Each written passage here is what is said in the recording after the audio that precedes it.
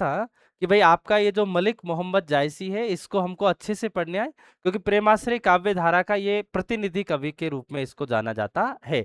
बच्चों आपसे पूछता है कि मलिक मोहम्मद जायसी का जन्म कब हुआ, तो आपको जवाब देना है कि सर इसका जो जन्म है वो 1492 ईस्वी में हुआ था। मलिक मोहम्मद जायसी का जन्म कब हुआ था? 1492 ईस्वी में हुआ था। इसकी मृत्यु के बारे में आपसे पूछा जाए कि सर मृत्यु कब हुई थी, तो मलिक मोहम्मद जायसी की मृत्यु हुई थी 1542 ईस्वी में।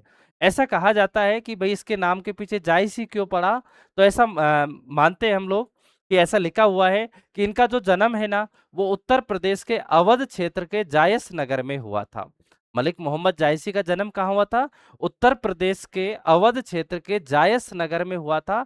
और उस जायस नगर में जन्म लेने के कारण इनका नाम के पीछे ये जो जायसी लगा हुआ है ये जायसी नाम पड़ गया था।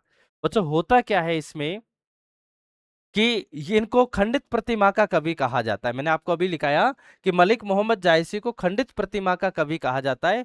अब बात यह आती है कि सर इनको खंडित प्रतिमा का कवि क्यों कहते हैं, तो खंडित प्रतिमा का कवि इसलिए कहते हैं कि इनके एक हाथ नहीं था, एक आंख नहीं थी और सूरत इनकी बदसूरत थी, कुरूप थे ये। कैसे थे?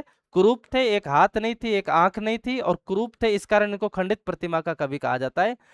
मलिक मोहम्मद जायसी ने शेरशाह सूरी और बाबर के समय या बाबर के शासन में काम किया था। आप ये कह सकते हो कि मलिक मोहम्मद जायसी ने शेरशाह सूरी और बाबर के शासन में काम किया था। एक बार क्या होता है कि शेरशाह सूरी ने मलिक मोहम्मद जायसी को बुलाया था, और जब मलिक मोहम्मद जायसी को बुलाया था तो ये राजा जो था शेरशाह सूरी, ये इनको देखकर हंसने लग गया था। मलिक मोहम्मद जायसी को देखकर क्या करने लग गया था बच्चों? हंसने लग गया था, इसकी क्रूरता पर हंसने लग गया था, इसको देखकर हंसने लग गया था।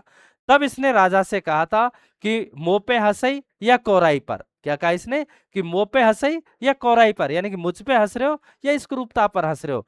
तब वो जो शेरशाह सूरी था इनसे बहुत ज्यादा प्रभावित हुआ था, और प्रभावित होने के बाद इसको अपने दरबार में सम्मानित किया था। अरे बात समझ में? शेरशाह सूरी ने मलिक मोहम्मद जायसी को अपने दरबार में सम्मानित किया था। चलिए अब लिखते हैं, एक बार लिखना प्रारंभ करें, आगे लिखें।